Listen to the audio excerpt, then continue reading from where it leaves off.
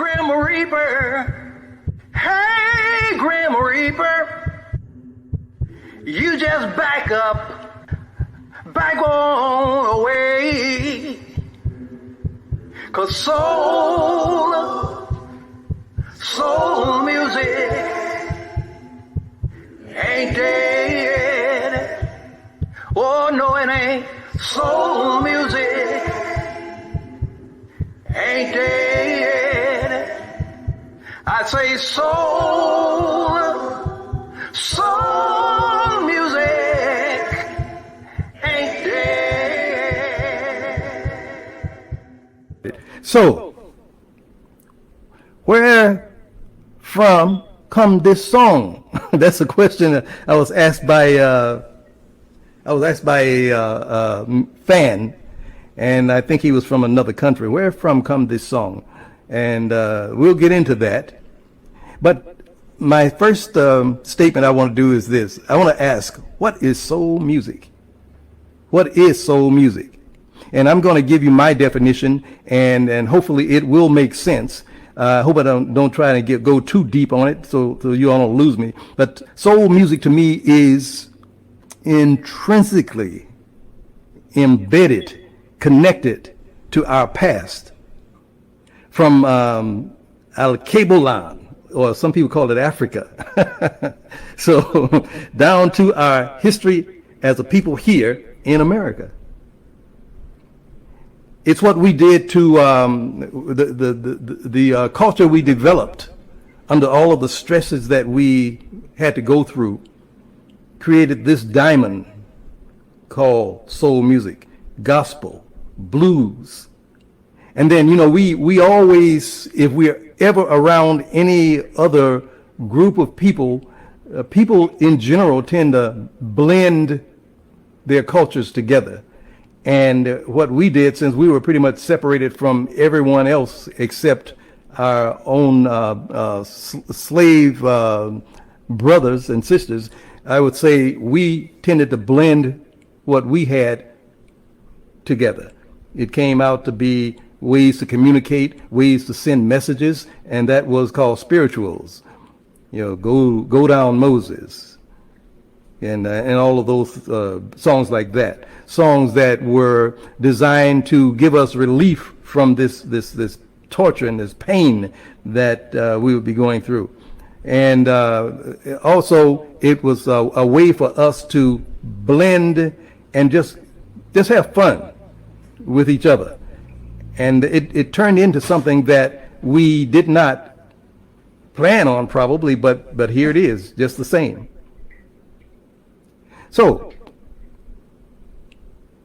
the other goal that I have, and this is for the musicians and the fans, and the radio stations that will be involved as well, because they're not the radio stations like we would know back in the day, like VON in Chicago or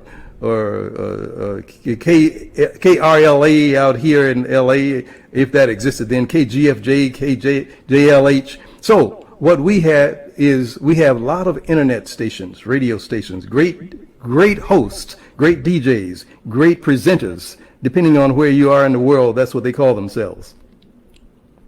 So what we have to do as artists, and I tried this before, as you know, Twan, back in the mp3.com days, we created a way for artists to help each other spread our own music. And it worked. I think it was very successful then. But then I think Columbia came in and they bought mp3.com, and that changed the whole system. And so we had to find other places, other ways to maneuver and to get our message out there, get our music out there. So what I'm faced with today is some people that I know saying that soul music has no place in today's music industry as far as hoping to be successful. I disagree with that, of course, and I immediately set out to disprove that statement, because I'm living proof that it is successful. Because the music that I write, it may not fit always that deep soul, but neither did You Send Me. So when Sam came in and started saying You Send Me, they said, okay, where's the song? And they said that's not a song. It's not long enough. It's not enough lyrics in there. So Sam changed it. Instead of saying "Darling, you send me," he had an extra lyric. "Darling, you thrill me." He said, "Will that do?" And then he sang it anyway. But that's what we have to do, artists. This is for us, and it's also for the fans who love the music. For the DJs, I see some DJs have come in. And let's see, this is what I'm going to do. I had intended to play some music as I was calling out some of the people who are big supporters of this thing we call soul music. I include all of those forms like doo-wop, jazz, gospel. All of it reaches your soul. And I'm just going to just name some people who have really supported this music and have made it stick around as long as it does. And so here we go. These are the fans. Deborah Weiss, she's my booking manager as well. Bernice Lily Dixon, Catherine McMullen, Rosie Christor, Patty McGill, Joyce Kaufman, Cheryl, and Janice Sumler. They are promoters. They booked me in a show up in Fresno for Juneteenth about 2 years or so ago. Star Summer, Dion Turner, fellow artist Twan Gant, fellow artist Hilton, and fellow artist. No, these are not artists. These are relatives. These relatives are James and Gloria Thomas, Calanthea Lewis, Lynette Denny, Donna Langford, Janet Inamorata, Brenda Lockhart, Gail Triplin, Johnny Butler, Julia Turner, Pearl Turner. Those are my aunts who really supported me from the very beginning. And the list goes on and on and on, but I can't spend all day because I'll be spending all day just naming all of those people who started out supporting me, and they still do whenever they are able. And here we go. Here are some of the DJs that really came in and made this thing work as well. And a lot of them just happen to be DJs who play oldies, as they call it, or dusties, as we say back east. And one of them, you may know, Hilton, is David Washington, one of the first ones to play my music on a larger scale on land radio, a station that he has in Detroit, WPON. Then there's Steve and Barb of Remember Then Radio. These are people to know, if you want anything that you're doing that's good to be played, and they are there, and they play a lot of new artists who have great songs. They play a lot of the old songs too, so they do a mixture, I think it should be that way anyway. I don't think we should ever let music just fade into the past and die. And y'all can feel free to, if you want to type something, maybe I can see it. But if you can't, don't worry about it, because I'll read it later. But if you can type something now, just feel free, and I can answer questions or add on to what you're saying, or you add on to what I'm saying. So some of the other DJs: Cassie J. Fox, Soul of the Blues; Denise, Miss Texas Mommy Tabor; Ken Kojak. I saw Ken online. Are you still there, Ken Kojak? Ken Kojak, great guy, great DJ too. A promoter that booked me on a cruise, Jim Werlow. And also Roy Oram. I hope Roy can hear this. Cal Lynch, Paul Forrest from the UK, Felix Cervantes, the godfather of soul, mi amigo, and great guy. He plays my music all the time. And then there's Gail Nobles, and Angel Baby Rodriguez, Ron the Blues Doctor out there in Atlanta, Crazy Chewy, I believe he's in Texas, and Nick Johnson. Nick Johnson is, I think he broadcasts from D.C. or Maryland, out in that area. So that is the some of the list of the people that support what I do, and they support a lot of other indie artists or new artists as well. So what I would like to do is, let me just switch over here. I don't want to mess up my, I want to go into another topic. And this is story time. Story time with Vel Omarr. You know, where from come this music? That sets it off. This music, I think the guy, he was listening to my song, If I Should Get to Heaven. And I said, well, I don't know exactly, I would say, where it comes from, other than from my own spirit, from God himself, who blesses us with a mind to think and perceive things on a deeper level.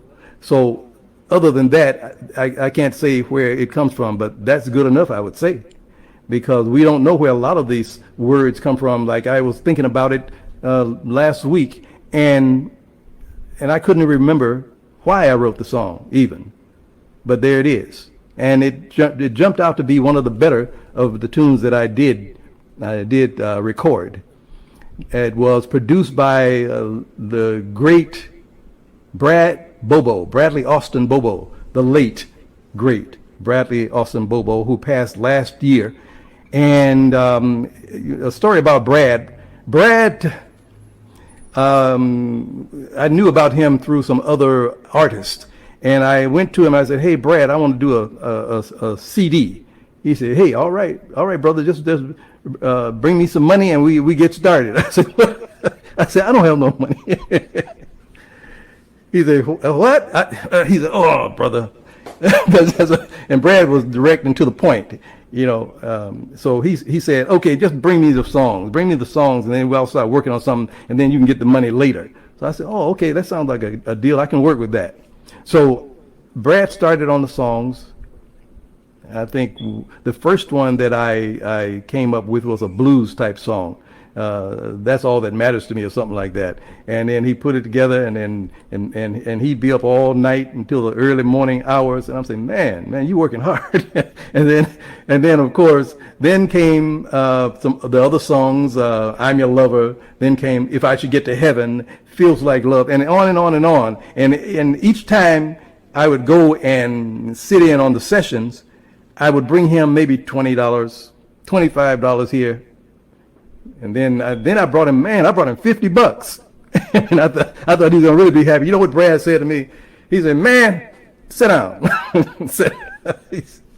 He had me sit down, and he said, "Listen, brother, when you gonna bring me some money? Stop bringing me this little chicken feed." I said, "Oh, I told him I'm working on it. He said, "All right." He said, you should figure out some other plans maybe. I said, "Okay, what I'll do is this. I'm going to see if I can find some investors." And so I was working at the phone company at the time. One of my coworkers who really loved my music, because my phone company would hire me to do some of the shows. And so quite a few people that knew what I did live, but I didn't have a CD to speak of. And so they, this coworker, she went around seeing if she could get some investors for my CD, and she got the biggest investment that I received. I went to my relatives, and they surprised me, and they gave me an investment. And one good thing about it is I found out that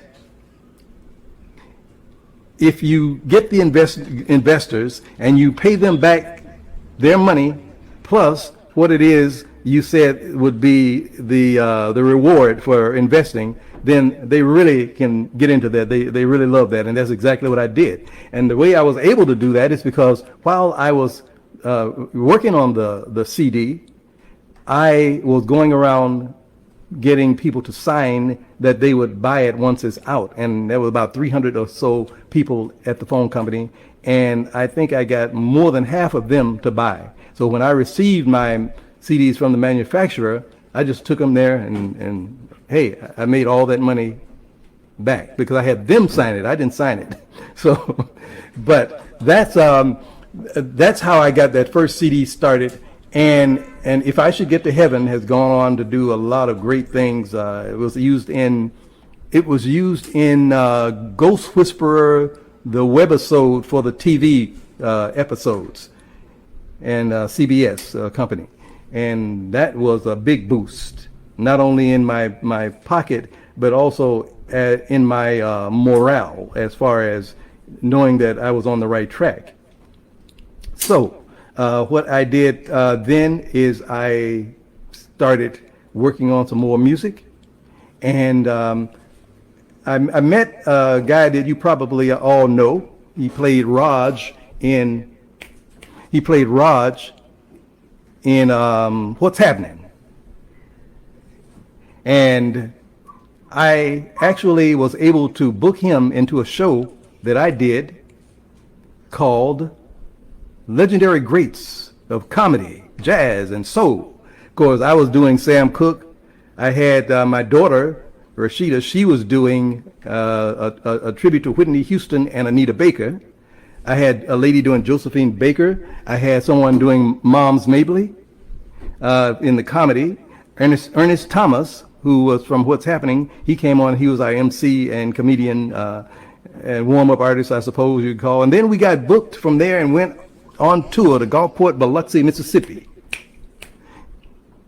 And that's where I got to know Ernest well, and we came back to Los Angeles. No, I think we did this before we went on tour. We went to is a hospital out where in Northridge, I believe it was, where Mabel King, who played his mother, was in residence, and she was in this hospital because she had developed diabetes and they had removed a limb or something. And so we did a show for the people in the convalescent place, in the convalescent center, and some that was funny. Some of the old time actors from television were there, and they were quite an audience too. And so I was singing, and someone in the back said, "Hey, I can't hear you." So I said, "Okay, I'm going to turn it up." So I turned it up, and then as soon as I turned it up, someone in the front, "Hey, it's too loud, it's too loud." So I said, "Oh, okay." So then I kind of put it right mid-range, and so then after we finished the concert, Ernest Thomas took us back to the room to meet Mabel King. He took us back to the room to meet Mabel King, and she gave everyone their accolades, and she looked at me, and she did this: "You need to sing your own songs." At first, I took that as an insult. I was sure she was going to give me a great compliment. and it really kind of threw me off, but I decided that I wasn't going to let that bug me. So I thought about it after a while, and I discovered that she actually gave me a compliment. She thought I was good enough to sing my own songs. I didn't have to sing Sam Cooke songs and Marvin Gaye and the Drifters and the Temptations all the time in my shows. So she gave me an idea that I could sing my own songs, and that's what I started to do. That's when I came up with the CD, Rhythms and the Blues. So that's what I did. In fact, I did that first CD in 1990. I started on it in 1997. By 1998, Brad Bobo had finished it, and we were on the way. He said, "Brother, don't expect that this thing is going to make any big money for you." He said, "This is just to get your sound out there, to get your voice, so people can get used to it." He says, because if you take it to the radio station, don't expect much. So I had my wife take it around to some radio stations at the time, because she was helping me promote and produce. And she took it over to KJLH and some other stations, and I called them, and one of them, I'm not going to tell you the DJ, because well, he's no longer with us, but I don't want to put any taint on the station either. But he said, "Hey, brother, can you compete? I like your sound, but can you compete?" I said, "Yeah, I can compete." So he says, He said, no, I don't mean can you compete. Yeah, you got a great sound, you got good talent, but can you compete? I say, can I compete? I say, can I compete? And I kept saying what, because I was trying to figure out what he meant. He said, okay, let me say it like this. Can you compete with people like Barry White? I said, Barry White? Yeah, I can compete with Barry White. He said, no, I am not talking about your talent, brother. Can you compete? That's all he'd say, because he wasn't going to say, brother, you got to bring me some money. But that's what he was doing. Same thing happened when my song, I paid for some promotion time for my song in Greenville, Mississippi, down in the neck of the woods where I'm from. I'm from a town down in Mississippi called Marysville. And Marysville, Mississippi, we call it MIVA for short. And so I found out that the guy who, after I paid for some promo time, it lasted about a month, and I found out from him that people were calling in and requesting the songs. And he said, yeah, people are calling in. I said, then you've been playing it a lot, huh? He said, well, no, because, hey, man, baby need new shoes.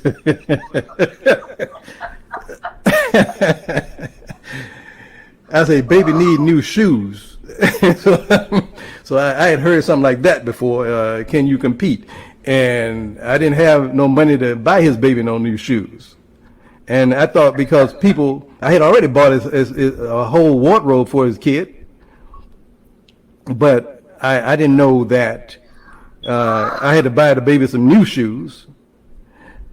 So anyway, he did not play it, even though people were, my aunts and everyone who lived down there, they were saying, people are calling and requesting your song, but he's not playing it. And I found out, I said, why isn't he playing? She said, I don't know, I'm going to talk to him. He's our cousin.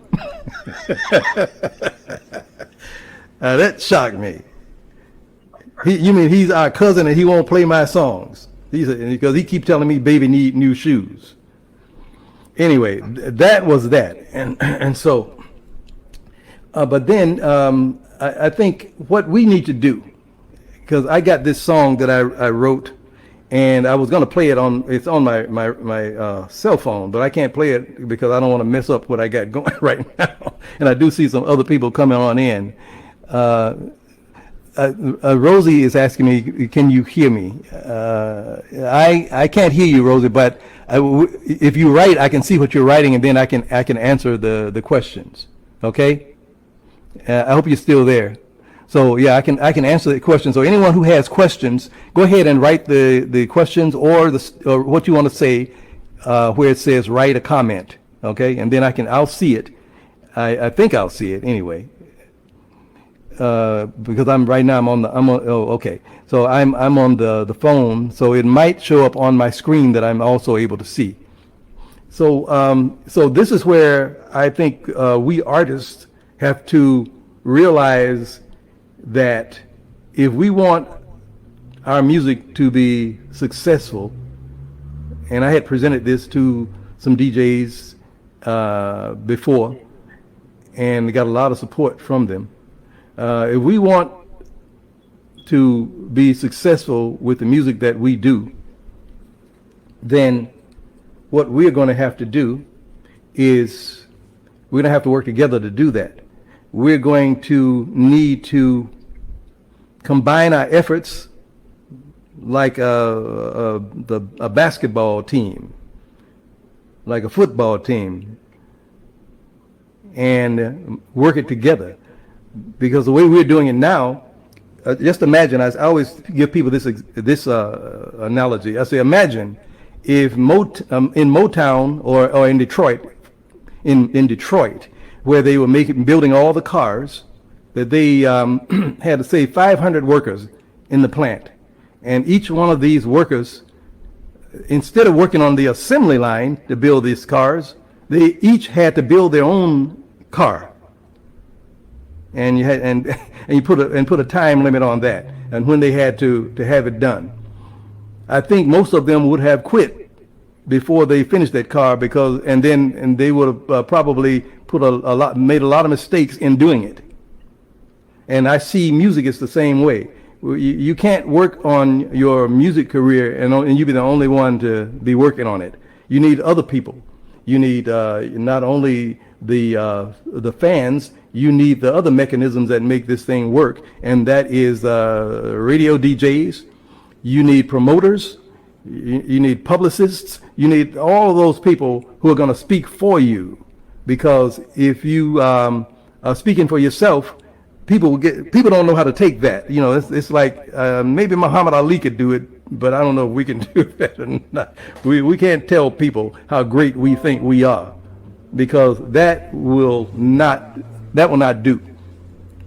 So therefore, I think we should work with each other, and then at the same time, this is something that I presented to some radio DJs. At the same time that we're working with each other as artists, let's work together to promote the radio stations that are playing our music. Let's make them as big as we want to be, and then they'll make us bigger. So that was my idea, and I hold on to that idea, because without the people that have come and worked with me, the radio DJs who played the songs that I have written, I wouldn't have gotten as far as I am now. I'd still be out there trying to push these, or pretty much I'd given up already if that was the case. But that wasn't the case. So now my song, a couple of my songs now are paying for my career and also paying for themselves to be promoted. And that is by way of television spots that they have been included in TV shows, as well as in a major motion picture. How Can I Make You Mine? And that has given way to me bringing in my merchandise, just in case. I'm letting you all know, there it is. I got cups, all paid for by How Can I Make You Mine and If I Should Get to Heaven, and shirts.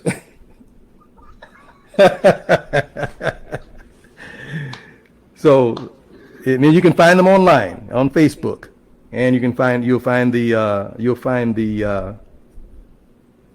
website where they actually manufacture it, and I place them before I put them on Facebook.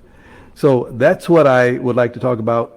I wanted to talk about, and so let's see if we can band together. I know Larry Hilton and Twan Gant. Twan was actually, I don't know if I said this, Twan was in my group, mp3.com, and he was one of the artists. And I met him, and I said, man, and he has a sweet sound, great sound. And so, yeah, listen to him. That's what we're going to do also. We're going to, this is going to extend from just me talking about what is happening into talking about the artists who are going to be working with us, putting their name out there. And then maybe each one of us can host a show and talk about some other artists. And at the same time, try to sell their music. And let people know who they are. Let people know what they're doing. The one lady who is on here now, she is so big at that. Ches Ford. I hope she's still with us. But I would send her my music, and she has access to some DJs, and she spreads it around. That's what we should be doing as well for ourselves, because there are people that out there will do that, and people tend to work better for people in groups than they just do for individuals. There's another lady, Iona. She lives down in Mississippi. She has access to DJs all over the place. And sometimes she's sending them to me so fast I can't keep up. But and then we have to get to know these DJs on a personal level. And the best way to get them to know them on a personal level is to help promote what they're doing online, because they need help too. They need to bring in more listeners, and we can also use each other's fans. And that way we have like. Instead of having 50 fans, and we got 10, 20, 30 artists working with us, then we got that many more. I mean, that's the only way it's going to work, because it's about the numbers. So I'm not going to take a lot of time more, but just I would like to hear from you, Larry, if you have any ideas. Because I met Larry Hilton in the Sam Cooke fan club. back, I think it was it in Atlanta or was it later on? It was in Atlanta.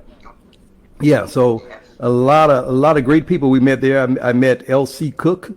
That's where I met David Washington from WPON. Met the entire Cook, well, not the entire Cook family, but most of them because they were mostly there. A great group of people, and I became very close friends with L.C. and David Washington, and Agnes Cook, their sister, and quite a few of the other people. One of them that was, they called her Cookie. And this was and I met her in Chicago later on at a tribute for Sam. And by misfortune, she was killed in an accident on December the 11th. Same day Sam was reported to have been killed. And she was a very sweet lady, and she was very supportive. Reminded me a lot of what Agnes does and did. Agnes is no longer with us as well. So all of those good people, they are leaving. LC left us a couple of years or so ago, and he was a good talker. He let me know a lot about Sam. LC he came out here with Margie. Both of them have gone on now. And he came out to California with Margie, and he called me up and he said, "Hey, Val, how would you like to go to Lou Rawls's funeral with us?" I said, "Oh yeah, I definitely will be there." And my wife. And he said, "Yeah, bring your wife. Yeah, bring your wife." So we went. Didn't have to wait in that line that was extending around the block, because LC was the type of man that he knew who he was, and he knew how to use who he was. So he would just go up. I'm L.C. Cook, and they're with me, and then they let him in. And he did the same thing when he was. We were inside at Lou's funeral. One of the soul stirrers, one of the newer soul stirrers, was singing "A Change Is Gonna Come," and L.C. stood up out of the. We were all sitting in a row. L.C. stood up, walked past us, walked up on the church stage there, and stood in front of the singer, one of the soul stirrers. And the singer, I never can think of his name. You might know him, Larry. Kind of a thin, tall guy, dark complexion, and he sings the lead for the Soul Stirrers a lot. But anyway, LC came and stood up in front of him, and he just handed LC the mic. So LC finished "The Change Is Gonna Come" that he was singing, and then afterwards I said, "Hey, LC, you just walked up there and just got the mic." He said, "Yeah, I got the mic because that was my brother's song he was singing. That's why I got the mic." So that is L.C. Cook, and I miss him a lot. Got to meet one of Sam's other close buddies, and that was Crumey, Leroy Crumey. He said Sam started calling him Crumey, even though his name is pronounced Croom. And I said, "Why you started calling you Crumey?" He said, "Because when Sam went over in France, Sam was impressed by, I guess, the French language, and he said, hey, Crumey, if you were in France, they wouldn't call you Croom, they call you Crumey. So I'll be calling you Crumey." So, but that's Sam was my greatest influence in music. There were others, but Sam was at the tip top of the heap. And with that. Hi, Chris Tarbuck. I'm glad you joined us. So I think I had more to say, but let me see. I'm going to be reaching out to the artists that I would love for you all to join me in making this thing. I tell people we're not in the industry because the industry is for the other group of people who have signed the contracts in the major markets. So we are in the music world. We're in the music business still, but this is a business. Oh, and that's what it was. I'm glad I said that, because a lot of times I think people may confuse our happiness with what we're doing with thinking that it might be a hobby. But I would like to kind of set the record straight. We're always happy about performing. I would say it's a passion. And you love to do what you have worked at. You love to do what you feel you have become good at. but never think that it's not a business. It's a business. And the only way to stay in business is if you're making money with what you are selling. If you're not selling what you're doing and creating, then you're not going to be in business long. You're going to have to go to some other business. The same as a store. And if you got a store around the corner and you never support it, pretty soon you're going to go there and it's going to be a vacant building. And we don't want that. So I would love for everyone to look at the artists. We're going to bring some artists before you, and we're going to brag on each other. We're going to talk about how good the other artist is. And then we're going to get our managers and some of the radio DJs to do the same, because I have access to a lot of those. I even created a page for them. And so I'm going to be going by there, and we're going to find out who these artists are that play artists like ourselves, who are pretty much, sometimes we've been in the business for a while, but we are still pretty much unknown, unsung, the new word for unknown, an unknown well, I would say. So that's what we are about. We're going to be, I'm going to be hooking up with Larry and Twan. I know you've done this before. Let's see if we can do that again. It takes, I think, consistent effort and steady effort, and we'll see what can come from it. So anybody have any questions? Let me see. I can see you. I can see your statements now. Yes, Twan Gant said, Ches Ford is awesome. You are correct about that, Twan. Yeah, she has led me to a lot of people, and it's Twan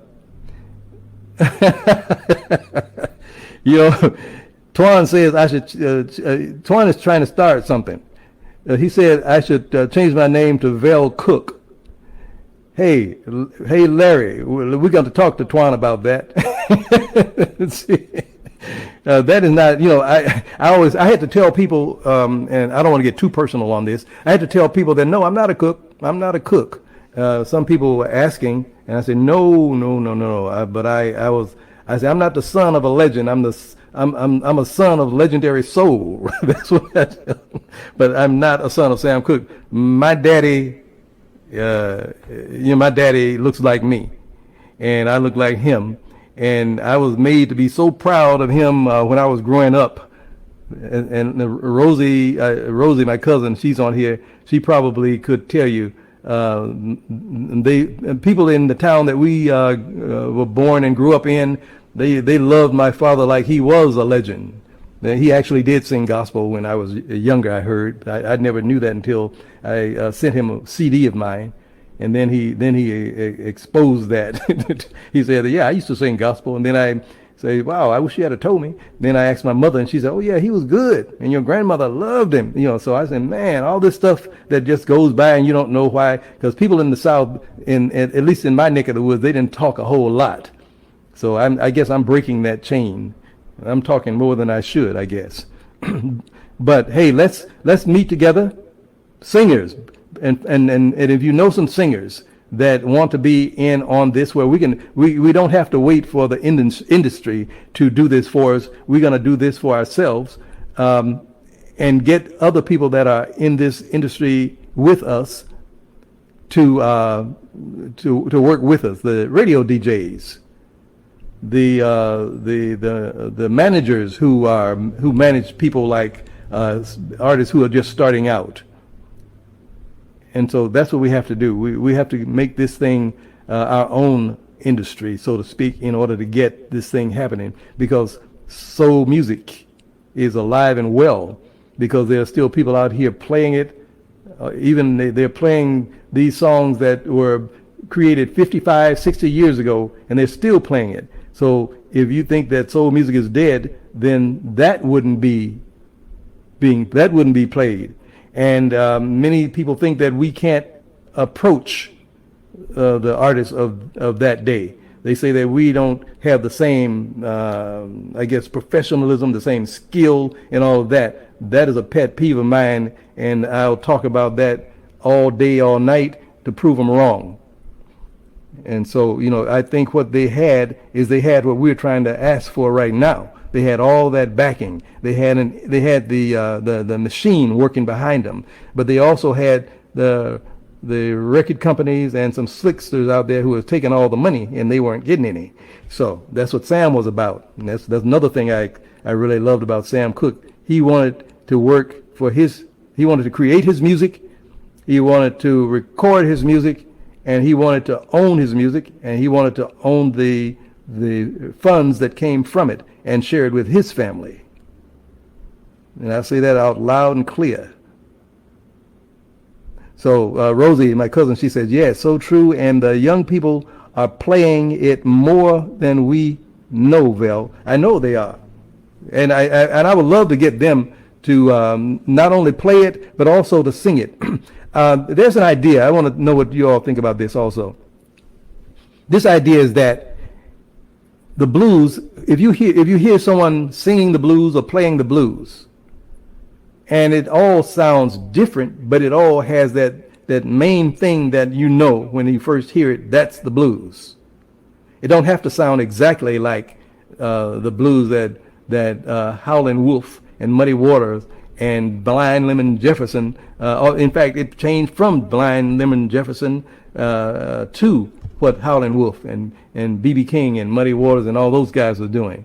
So Buddy Guy, but they keep that spirit of the blues alive, and that's what I want to know.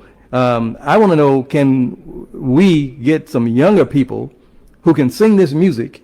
Don't try to necessarily bring the new style of say hip hop into it necessarily, but if you do, keep that underlying thing that people will say, oh yeah, that's the blues, because that's soul. Excuse me, that's soul, and because soul music can have its own sound without being an old song, and that's what I try to do.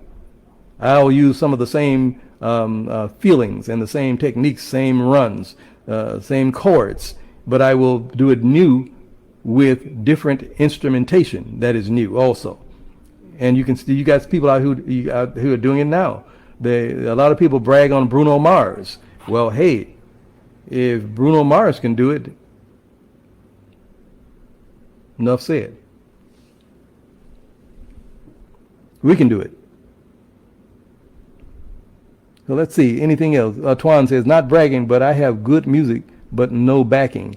Hey, that we can change. Hey, Twan, we can change that, but we just have to get the backing. And sometimes the backing comes with just getting numbers, a number of us working together for the same purpose, for the same goal. So let's see, anything that I miss? Yeah, I found that my backing started coming, of course, when I got investors. Of course, I paid them back and some. And that's possible too, I believe. And then we have the biggest problem that I found in doing it this way is, and someone warned me of this, they say, well, now the big problem comes, you have to be able to market it. And that has been a problem. But there are ways. But I feel it could have been a lot easier for me to market it if I had that machine working, some kind of a machine working that's pushing that music out, places where we can go and we can promote that sound. We are now trying to promote CDs. I think it probably might be good to look at, let's see if we can promote a single. Side A and side B like they used to. That might still work. So that's what I do a lot. I will kind of leave some of my songs alone because it only, you're selling songs and people may not know which one. As long as you got a whole bunch of choices, you might end up not getting any. So I don't know if that's true or not, but that's what it seems like. So I'm going to be pushing one song for the next week or so. And I'm asking everybody to get out there, and if you don't have it, buy it.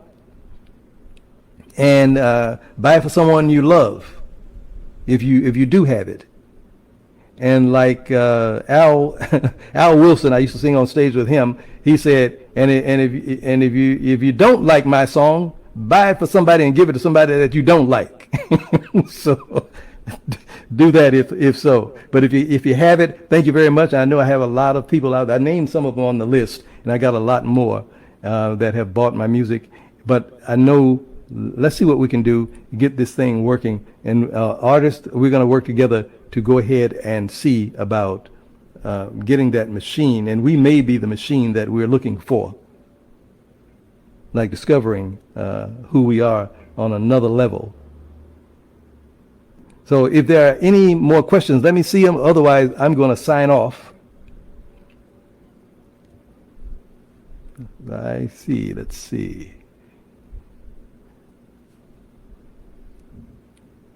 Okay, I think that's it. I don't see any questions, but if I don't see them now and you did write some questions, I'll see them probably online, and then we can talk further online. So thank you all for coming out. I really appreciate you. And we'll talk soon. I'll be planning the next show, and I'm going to be looking for an artist to promote, and looking for some artists to promote, because it's going to be where we help each other do that. Let's see, any more questions? No. I think that's about it. So everyone, have a great Saturday, and we will talk to you soon.